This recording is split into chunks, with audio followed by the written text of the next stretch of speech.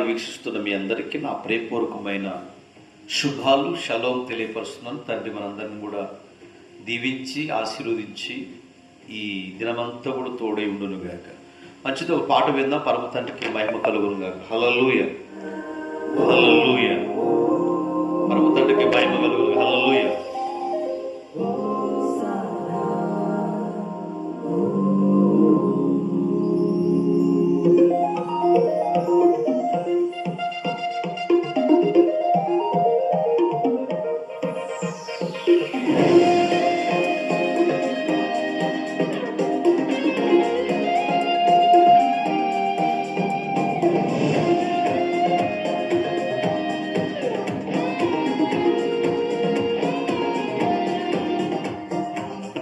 ఇవేనా సంతోషగానము, రక్షణ శృంగము, మహాశైలము.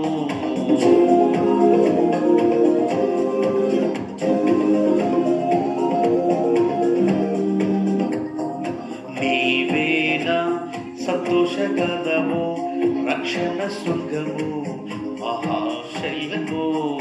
బలశూరుడా మెస్సయా తోడై ఉన్నత స్థలములపై నడిపించుచున్నావు. బలశూరుడా మెస్సయా ఉన్నత స్థలములపై నడిపించుచున్నావు. నీవేనా సంతోషగానము, రక్షణ శృంగము, మహాశైలము. కోరి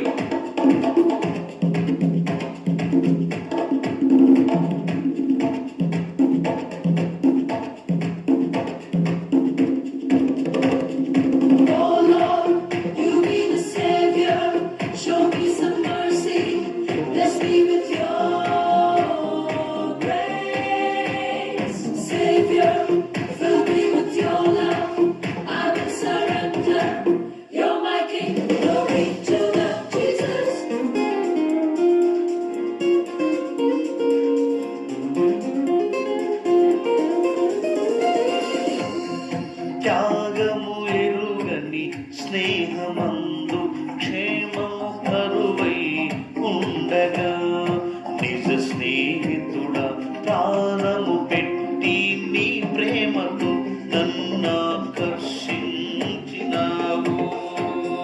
త్యాగము ఎరుగని స్నేహమందు క్షేమము కరువై ఉండగా, నిజ స్నేహితుడా ప్రాణము పెట్టి నీ ప్రేమతో నన్నాకర్షించినావు.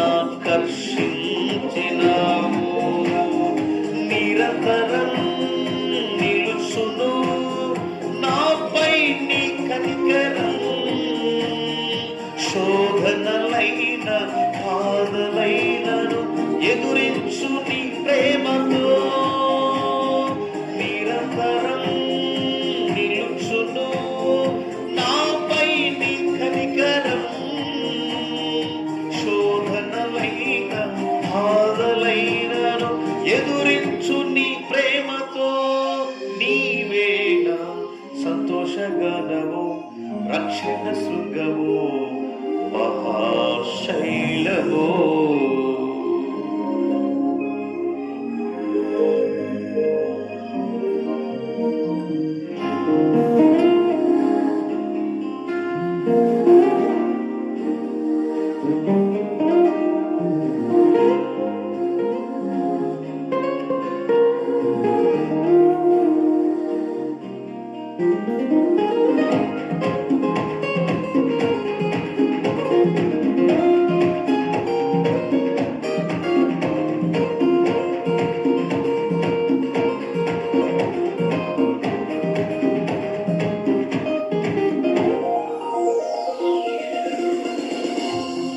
వేదన కలిగిన దేశమందు ఎక్కువ వెలుగై నిలిచినావు.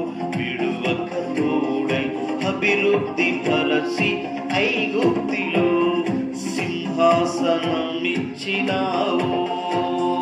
వేదన కలిగిన దేశమందు ఎక్కువ వెలుగై నిలిచినావు. విడువక తోడై అభివృద్ధి పరసి ఐగుప్తిలో సింహాసనమీచినావు. మారదు ఎన్నడూ నీవిచ్చిన దర్శనం, అనుదినము అనుక్షణము నీతో నా జీవితం. మారదు ఎన్నడూ నీవిచ్చిన దర్శనం, అనుదినము అనుక్షణము నీతో నా జీవితం. నీవేనా సంతోషగలము, రక్షణ శృంగము, మహాశైలము. నీవేనా సంతోషగలము, రక్షణ శృంగము, మహాశైలము.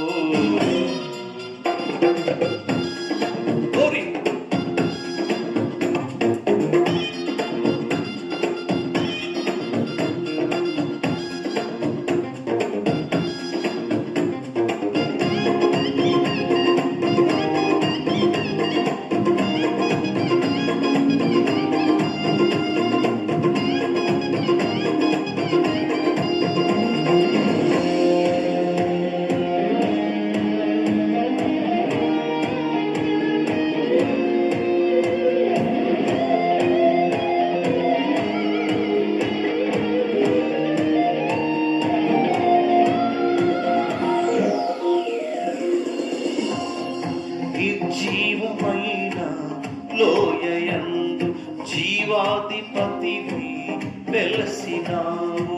దీన శరీరం మహిమ శరీరముగా నీ వాకుతో మహాసైన్యముగా మార్చినావు.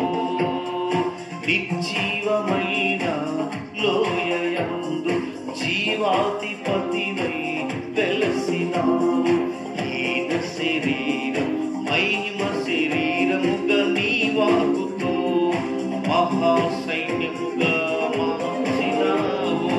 హల్లెలూయా హల్లెలూయా, నీవే నా రాజువు. హోసన్నా హోసన్నా, నీవే మహారాజు. హల్లెలూయా హల్లెలూయా, నీవే నా రాజు.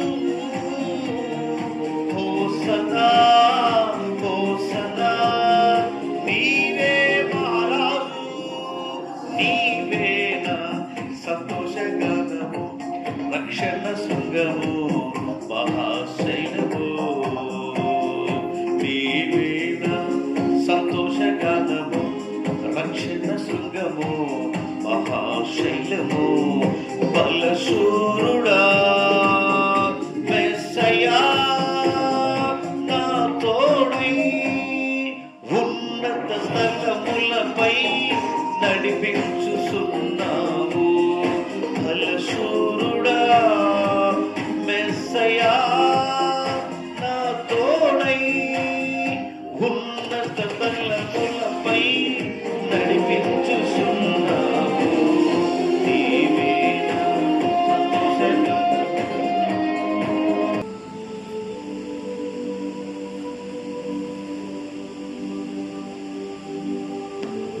తండ్రి యొక్క సన్నిధిలో మరొక తండ్రి యొక్క వాక్యాన్ని మనం విందాము.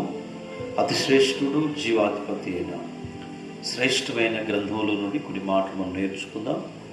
మనం దీర్ఘాయుష్ పొందుకోవాలంటే ఏం చేయాలనే అంశం మీద తండ్రి యొక్క వాక్కులు మనం ఈ వాగ్దానాలు మనం నెరవేర్చినట్లు చాలామంది భక్తులు రాసినట్టు ఈ వాక్యం ద్వారా ఈ వాగ్దానాలన్నీ కూడా బైబిల్ గ్రంథంలో రాయబడ్డవి. కనుక సహోదరి సహోదరులారా, మరి తండ్రి యొక్క వాగ్దానాలు మనం నేర్చుకుందాము. మనం దీర్ఘాయుష్ పొందుకోవాలంటే ఏం చేయాలి? ఈ భూమి మీద అనేకమైన రోగాలు, భయంకరమైన బాధలు, కష్టాలు మనకు వస్తూనే ఉంటాయి కదా.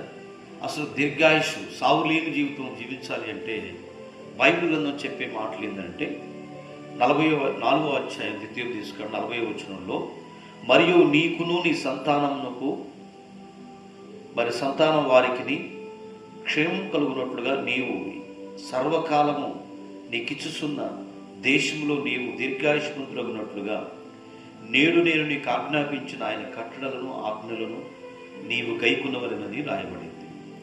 ఇక్కడ రాసినట్టు ఈ గ్రంథంలో ఎప్పుడూ కూడా ఈ భూమి మీద బ్రతికినంత కాలము, అలాగే పరలోకంలో కూడా దీర్ఘాయుష్మంతులుగా మనం ఉండాలంటే సర్వకాలమునందు మరి ఇచ్చినట్టు దీర్ఘాయుష్మంతుడగునట్లుగా నేను నేడు నీకు ఆజ్ఞాపించిన ప్రతి ఆజ్ఞలను కట్టడలను గైకొనాలి. అది చిన్నదైనా పెద్దదైనా తప్పే. అది ఎంత తప్పైనా, ఇప్పుడు దొంగతనం చేసేవాడు పెళ్లి తీసిన దొంగే, వాడు ₹1,00,00,000 తీసిన దొంగ. అలాగనే యాశ్వమెస్సీనందుకు లేదా ఆయన ఆజ్ఞలు తప్పిపోతే ఉపయోగం ఏమీ లేదండి.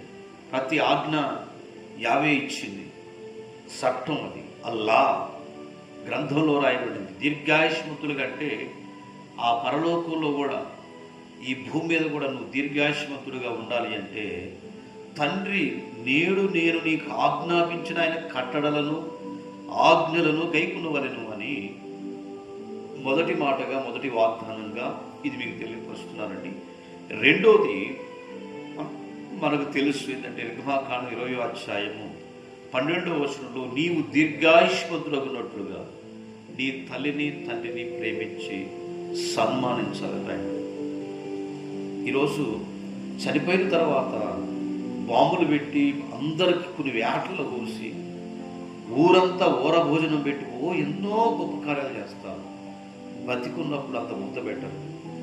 బతికున్నప్పుడు చూడు తల్లిదండ్రులను సన్మానించడం అంటే తల్లి తండ్రిని గౌరవించి ఒక ముద్ద అన్నం పెట్టినప్పుడు తల్లి కనకపోతే తండ్రి కనపడకపోతే కుమారుడు కనపడకపోతే తల్లిదండ్రులు ఎలాగైతే భయపడి ఆందోళన చెందుతారో ఈరోజు తల్లి ముసలివాళ్ళు అయినాక వాళ్ళని గౌరవించే పరిస్థితుల్లో లేని వారు ఎంతోమంది ఉన్నారు కదా.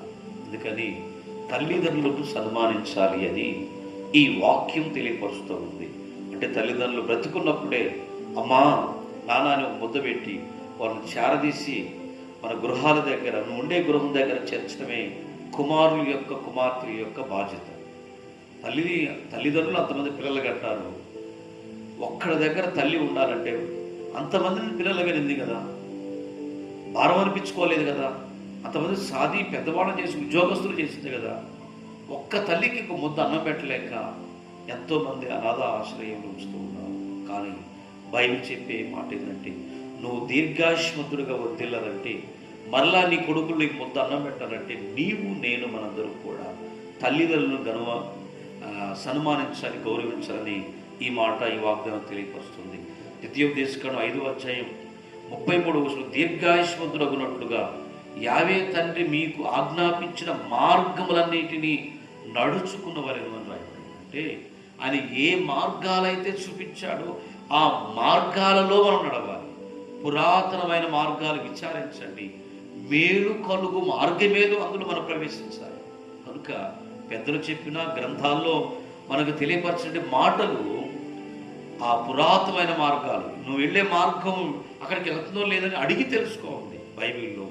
కనుక మనం తెలియని మార్గంలో గుంట వెళితే సమయం వేస్ట్, డబ్బు వేస్ట్, మన తిరిగి నిక్కిరి వచ్చి ఆ మార్గం మనం వెళ్ళం. కాబట్టి మనకు తెలిసిన మార్గం ఏంటంటే ఆయన చూపించినట్టు పరిశుద్ధ గ్రంథంలో నేనే మార్గము, నేనే సత్యం, జీవన ఆ మార్గాల్లో మనం ప్రవేశించాలి.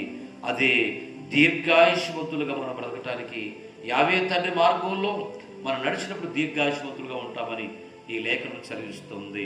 సామెతల గ్రంథం 10వ అధ్యాయం 27వ వచనంలో యావేందు భయభక్తులు కలిగి ఉండుట దీర్ఘాయువుకు కారణమని రాయబడింది. కనుక దీర్ఘాయుష్మంతులకు భక్తి, భయము అంటే తల్లిదండ్రులు అంటే గౌరవం, గురువు అంటే గౌరవం, ఈ లోకంలో స్త్రీలంటే గౌరవించేవాళ్ళు, భక్తి కలిగినటువంటి వాళ్ళు దీర్ఘాయువుకు కారణం అవుతారని రాయబడింది. చివరిగా సామెతలు 28:16లో నువ్వు దుర్లాభేషణ అంటే ఏదో వచ్చదని ఆశించకుండా మరి నిజంగా తండ్రి యందు భయభక్తులు కలిగి పరిశుద్ధంగా పవిత్రంగా మరణం వరకు నమ్మకంగా బ్రతికిన వారికే జీవ కిరీటాన్ని ఇస్తున్నారు. వారికి దీర్ఘాయువు కలిగి దీర్ఘాయుష్మంతుడుగా ఉన్నని ఈ గ్రంథంలో ఈ మాటలు చదివిస్తున్నారు. కాబట్టి మనమందరం కూడా పరలోకంలోనూ భూమి మీద అందరూ కూడా దీర్ఘాయుష్మంతులుగా ఉండాలి అంటే ఈరోజు మనము మంచి తండ్రి మార్గాలు నడవాలి అని ఆజ్ఞల్లో ఆయన కట్టడు. భూమి మీద ఉన్నప్పుడు గురువు దైవాన్ని తల్లిదండ్రులు గౌరవించాలి, అలాగనే భక్తి కలిగి జీవించాలి, అలాగనే ఆయన మార్గాల్లో మనం నడవాలి.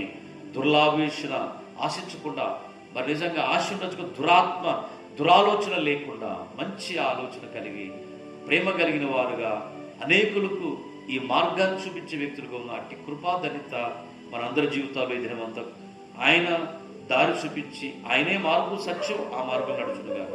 పరమ తండ్రి వాగ్దానాలు దీవించడం మహిమ కలిగిన తండ్రి పరిశుద్ధులు ఎందరైతే తండ్రి కార్యక్రమం వీక్షించారో వారిని, వారి కుటుంబాలను, పిల్లలు దీవించుకొని దినమంతా అయ్యా మీరు ఆశీర్వదించండి. ఎందరైతే పుట్టినరోజు, గృహ కూడికలు, పెళ్లి, వివాహ రోజులు తండ్రి జరుపుకుంటున్నారు వారందరినీ ఆశీర్వదించి ఈ దినమంతా నీ వాగ్దానాలతో మీరు దీవించి ఆశీర్వదించాలి. విశ్వామిస్తే నామం అడుగుతున్నాం తండ్రి, ఆమేన్. మీ అందరికీ నా ప్రేమపూర్వకమైన షలోమ్ అండి. ఈ కార్యక్రమాన్ని ఇంతవరకు చూసిన మీ అందరికీ షలోమ్. ఇది అనేకులకు తెలియ